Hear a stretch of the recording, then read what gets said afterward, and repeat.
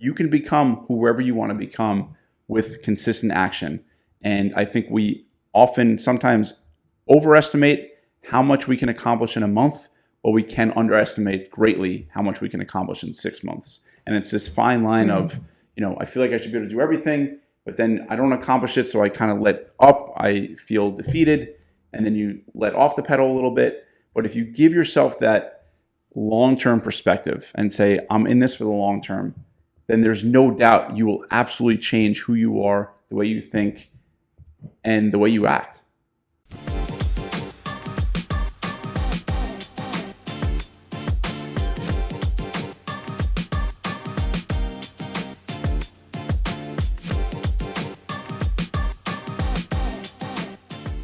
Hey there, Adam. Great to see you this week. And I am super pumped. Guess what starts in 24 hours? The Olympics.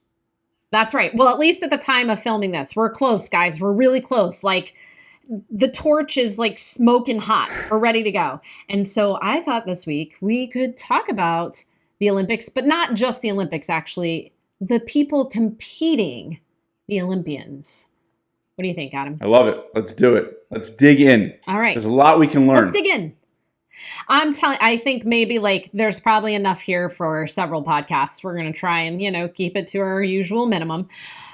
And if there is one thing that for me, the Olympians teach me that is crucial to how I work on my health and fitness in my life, it's, as you always like to say, what's going on between my ears. It's that mental toughness. Man, when you watch them on screen, the gymnast flipping, doing all those flips, I'm the one who drives by amusement parks now and think oh my God, if I had to get on a roller coaster. And then I watch these bodies just doing this incredible stuff on the gymnastics floor. What do you think about the mental toughness? When you look at these Olympians, what is it that goes through your mind? It is the price of admission, and it is unbelievable. The amount of mental toughness that is required to get to that point is just unbelievable. Talk about sustained focus.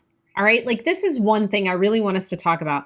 Obviously, with our clients, with people who are interested in what we do, all of our coaching discussions, we talk a lot about sustainability. How do we sustain focus? How do we sustain habits, practices, evolution, as we grow, age with our health and fitness? And you think about an Olympian, I think we were talking earlier, let's say most of them are probably training for a good decade before they ever even get a chance at the Olympics. Yep. A decade. And then they got to put in 4 years between rounds at the Olympics. We're talking immense sustained focus. The persistence is unbelievable. And it really is. I always like to say my definition of persistence is wanting the same thing over and over and over. And so often when we want something, the moment it gets uncomfortable, we change what we want, right? And it becomes easier to rationalize away what we want versus staying with what we want. But wanting what you want and wanting it over and over again is critical. And these people clearly have that, that goal, and they want to be an Olympian. Yes. So you had asked me earlier, okay, if we're talking about mental toughness and focus, sustained focus for decades, how do you learn to do that? And yes, wanting the same thing, getting up every morning and reminding yourselves, especially in this day and age, I want to be at the Olympics. I want to compete at the Olympic level. I want to be an Olympian. How do you do that? And to me, I think it sounds very simple, I know, but it's being able to filter out distractions.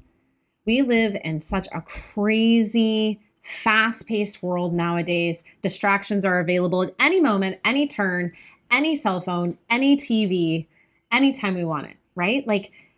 I can just imagine Simone Biles waking up in the morning and starting to think to herself, I want to be an Olympian again today. Oh, but let me check my phone. No, I don't think she has that kind of luxury, right? What do you think about that? Yeah, I think there's a lot of magic and a lot of greatness on the other side of that feeling, right? So, of course, we're not Olympians here, but when we're doing work, right, we're kind of knee deep in work. And that voice in our head that says, you know what, check your email or check your text messages or check your phone or social media, being able to ignore that itch and stick with what you're doing is a superpower.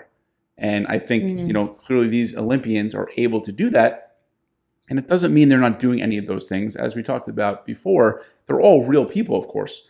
But when they're working, they are locked in and they're laser focused and they're able to avoid that itch or avoid that uncomfortable feeling that we all get. Of course, it's just in different realms, different, some are practicing sports, some are just doing work, but you have that feeling of, I want to check my phone or this and that. If you're able to ignore that and skip that, that's really powerful. And it starts with just the first time, right? The first time you feel that itch, that discomfort, and you stick with what you're doing, that's a win, right? That's powerful. Yeah. And I would say it's not even ignoring it, it's taking it with you. It's like, all right, that itch, yep, that's coming along and we're going to keep going. And I would say that's actually a source of power, right? Like it's kind of like this idea that like lactic acid, right, is actually fuel for our muscles. So it's take it with you. Take the itch with you and let it fuel your focus. And I do really think there's a lot we can learn from that Olympic mindset of, I'm not going to allow distractions to steal my focus. I'm going to take that temptation, that impulse to distract myself with me and pour back into my focus even more. And I think that's totally applicable to a lot of the work we do at My Body Tutor, right? Like it's so easy to get distracted from our goals. Of course, they're not Olympian level, but there are some other things that I think we can apply to these goals that kind of infuse us with inspiration from the Olympics. And I think one of the things is we have to kind of become somebody different, right? To achieve greater health goals, to achieve weight loss, right? We really have to see ourselves as somebody new, recreated, right? So if our habit is to constantly follow these distractions, well, could we say, well, there are these elite athletes out there who are able to focus for very long, sustained periods of time. Could I focus for the next 10 minutes on prepping my meal? And I know that may kind of sound silly, but like, can I become sort of an Olympian in the kitchen and spend 10 minutes of focused time chopping vegetables or cooking my, proteins or whatever it is you need to prepare for yourself? What do you think about that crossover? Does that make sense? It makes a lot of sense. Absolutely. I think it's really important to step into who you want to become and have that alter ego. And I think sometimes having that alter ego of like, all right, for the next 10 minutes, I'm going to be locked in. And even sometimes playing these games with yourself, right, can be really fun. And it's like, all right, I'm going to focus for 10 minutes. I'm chopping up vegetables. I'm cooking my chicken, whatever it might be. You're doing that. And, the more you kind of have these positive actions, the more it reinforces the identity of who you want to become. And that's the idea. Yes. So that's a challenge I'm going to put to anybody who's tuning in. Can you become an Olympian in some of the small tasks you might find yourself needing to do to improve your health and fitness? And in what ways can you kind of adopt that Olympian mindset of taking the itch to distract yourself and driving it into the focus of accomplishing that task for your future self? Love it. You like that challenge? Cool. So I have some notes here and I want to make sure we get some of them out. I think obviously we love social media. We love the ability to get all this information at the tips of our fingers as fast as possible. But I think we all have to remember when we look at these Olympians, they weren't born that way. They were made into that through sustained effort. They put in the time, right? And I think especially in the health and fitness world, we see this a lot. We look outward and we're like, well, so-and-so is over there eating a pizza and, she looks great. But we don't know what happens between times, what kind of effort she's putting in. And I think for a lot of us, we look like look at these athletes and it's like, oh my gosh, well, they must have been born with that talent or born with that ability. No way. Give them way more credit than that. They are training their butts off to do what they do, right? They are normal human beings, just like you and me. Yep. Same struggles. And like you said, they get up every day and they want to be that Olympian. And I think that's really crucial because you have to also give yourself credit on the road to change. Just because you weren't born a certain way doesn't mean you can't be made into something you want to be. And yes, it will require time. But the good news is it doesn't require Olympian level time. Totally. Right? Like, we don't need to commit a decade to change. And Adam, I don't know about you, but some of the conversations I've had lately with a lot of my clients, who are reaching 6 months or even a year coaching with me. And I know you sitting out there, you're probably going, oh my God, 6 months, a year. Let me tell you something. You underestimate what you can accomplish in 6 months to a year's time. And my clients are always floored when they get 6 months in or a year in and they look back at the things they were able to accomplish with small daily commitments to who they want to become, to how they want to become. Do you have those conversations? Absolutely. No doubt. I just want to touch base on what you said earlier. Every now and then you're going to come across these freak athletes, right? Just these total outliers that they seem like they were born with it. But they are no doubt outliers. For everyone else, for 98 to 99% of us, it is all about effort. And I'm fortunate to work with some of these athletes. The amount of effort they exert every single day on a consistent basis, day in and day out, week after week, month after month, is why they are where they are and why they became who they are. And we can do that too. But it starts with every day, waking up, who do I want to be? What do I want to become? And doing that. So I think that's just worth mentioning. There is no doubt a growth mindset here where you can become whoever you want to become with consistent action. And I think we often sometimes overestimate how much we can accomplish in a month, but we can underestimate greatly how much we can accomplish in 6 months. And it's this fine line of, I feel like I should be able to do everything, but then I don't accomplish it. So I kind of let up. I feel defeated. And then you let off the pedal a little bit.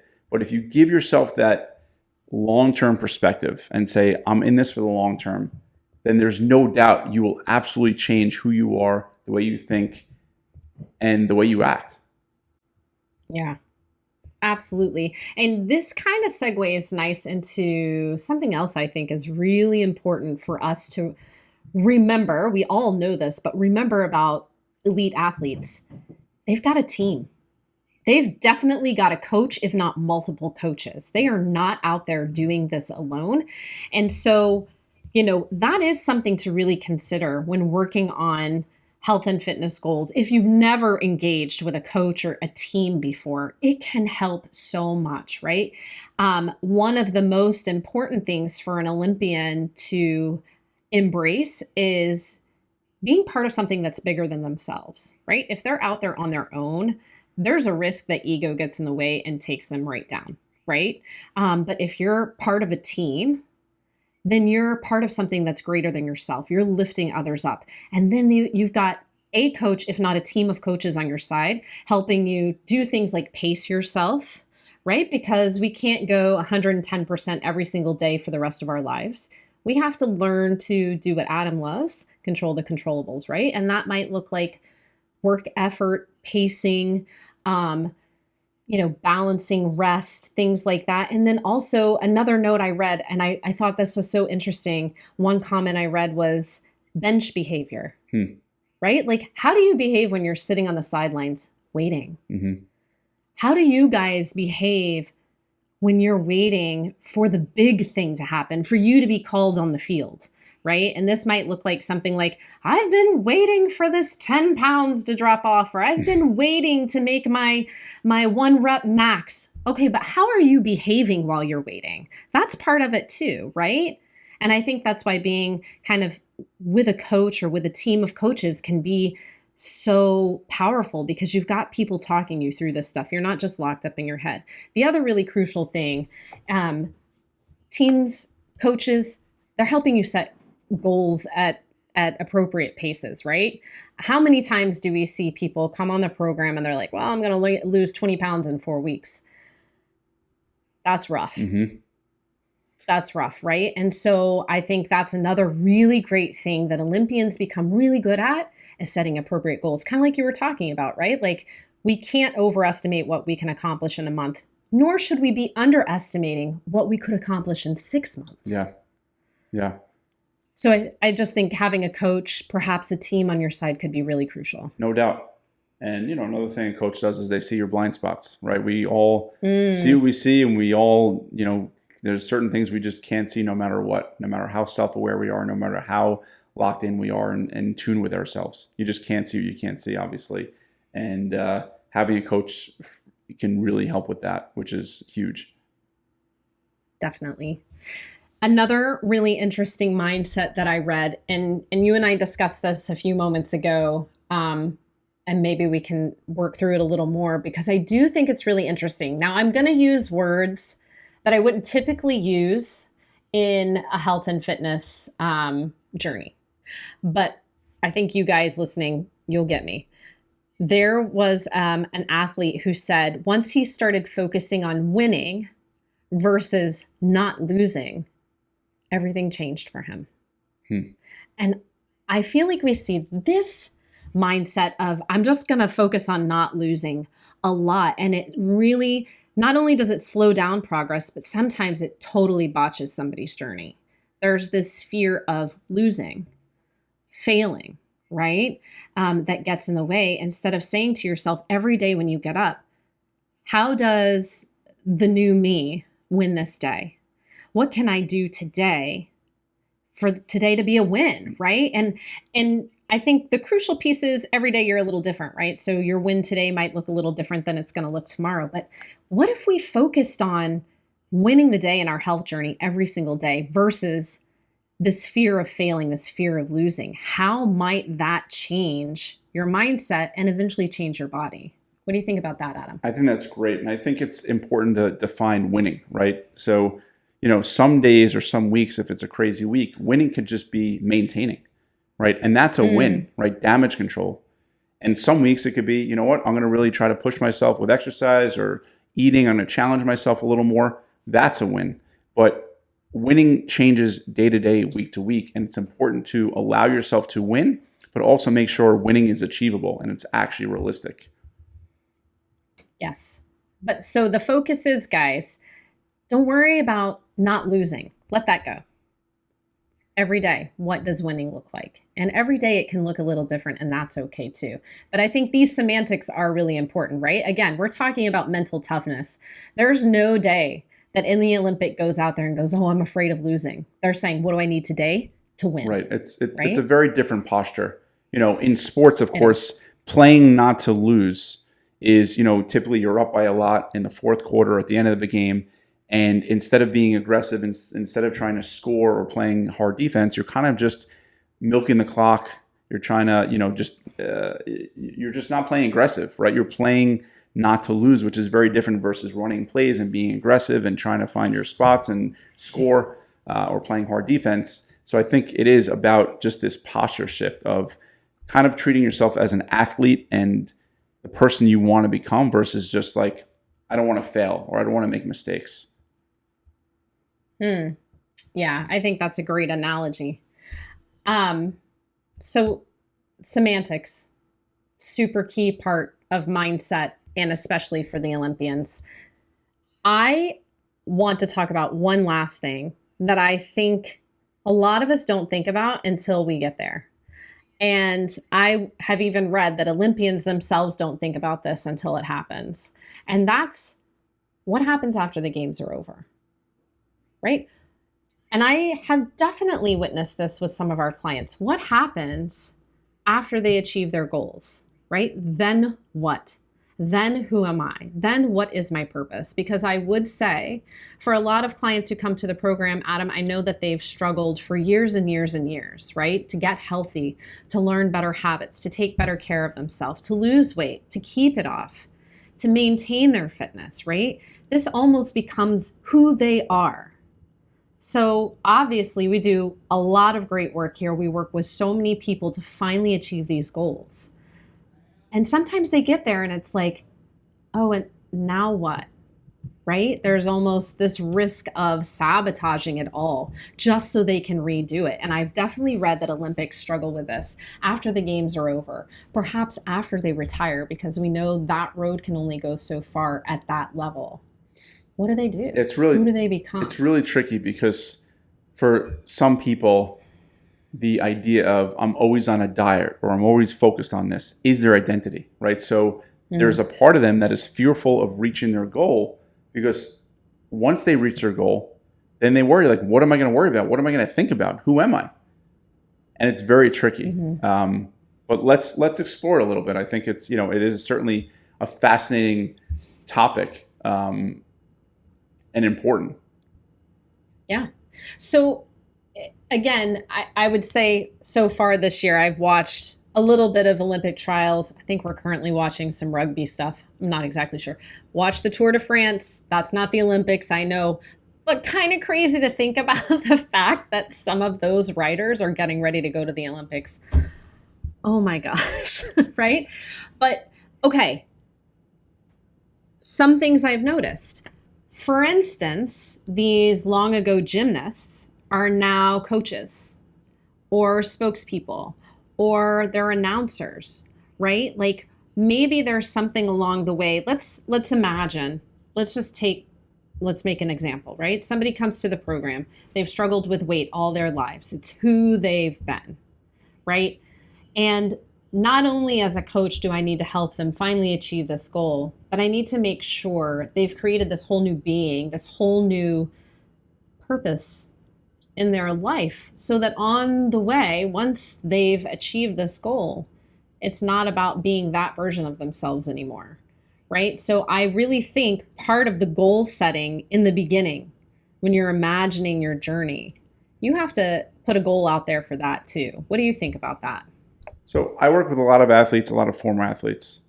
The single best thing I found to help them, and sometimes it could be a come down, they feel very depressed, is to continue the routine. To continue the routine they had. Of course, you can scale it back a little bit, but just letting yourself stay in bed, for example, or just totally letting your nutrition or diet go if you're an athlete preparing for an event, like that's going to lead to going off the rails. So one of the best things you can do is establish a routine or continue the routine you were doing, and that really helps you a lot. That helps tremendously. And I think for our clients, sometimes they feel like as soon as they reach their goal, then it's over. But the real question is, it's like, when do you plan to stop brushing your teeth? Hopefully until your last day, right? And health is like that too. We don't just stop. This isn't about starting and stopping. It's about sticking with it. And it's really important to, if you want to remain successful, if you want to remain where you're at, then you have to keep doing what you did, right? The number one reason why we stop succeeding is because we stopped doing what made us successful. And it's really important though that if what is making you successful is unsustainable or insanely crazy, that's not going to be sustainable by definition, right? So that's why we're always stressing this has to feel good. This has to feel sustainable so you can stick with it when you reach your goal. And when you do it long enough, as I often say, the practice becomes a routine and the routine becomes a habit. So that when you reach your goal, you don't have to worry about letting up because that's just who you are. That's just what you do now. Right. And I think that's the point, really, is that you've become this new person who does these things. It's just what you do. You no longer yo-yo. Right. Right? And the people who have these worries, which are very legitimate worries, because in the past, everything has always been a sprint, so to speak, to get to their goal, then what?